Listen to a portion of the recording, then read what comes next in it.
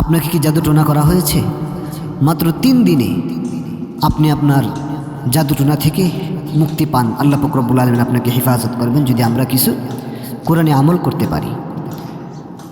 তো কোরআনুল কারীম আল্লাহ পাক রব্বুল আলামিন জাদুটোনার সমাধান দিয়েছেন। যেমনভাবে রাসূল সাল্লাল্লাহু আলাইহি সাল্লামকে জাদুটোনা করা হয়েছিল, তিনি যেভাবে মুক্তি হয়েছেন, মুক্তি পেয়েছেন, সেভাবেও আমরা সেই নিয়মেও আমরা জাদুটোনা থেকে বাঁচতে পারি। তো 1 নম্বর আমরা সূরাতুল ফাতিহা 7 বার তিলাওয়াত করব।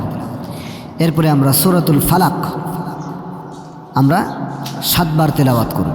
অতঃপর সূরা নাস আমরা 7 বার তেলাওয়াত করব। অবশ্যই আমাদের স্মরণ রাখতে হবে যে আমাদের এই আমলগুলো অজু সহকারে করতে হবে, অজু ছাড়া করলে হবে না। অজু করে পবিত্র অবস্থায় নিজেদের চিকিৎসা আমরা নিজেরা করব।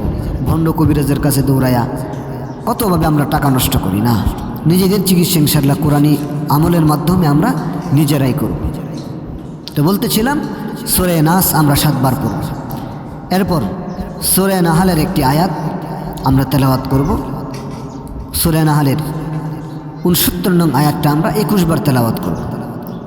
আয়াতটি হচ্ছে ইয়াখরুজু মিন বুতুনিহা শারাবুম মুখতালিফুন আলওয়ানুহু ফিহি শিফাউল লিন-নাস।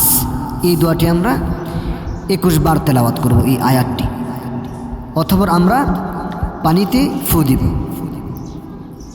আমরা পানিতে ফু দিয়ে সেই পানিটা আমরা 3 দিন থেকে 7 দিন আমরা পান করব।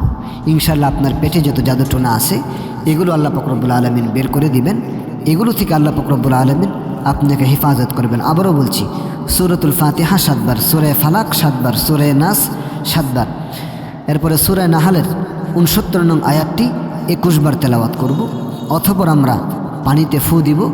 এরপরে আমরা সেই পানি 3 থেকে 7 দিন আমরা পান করব।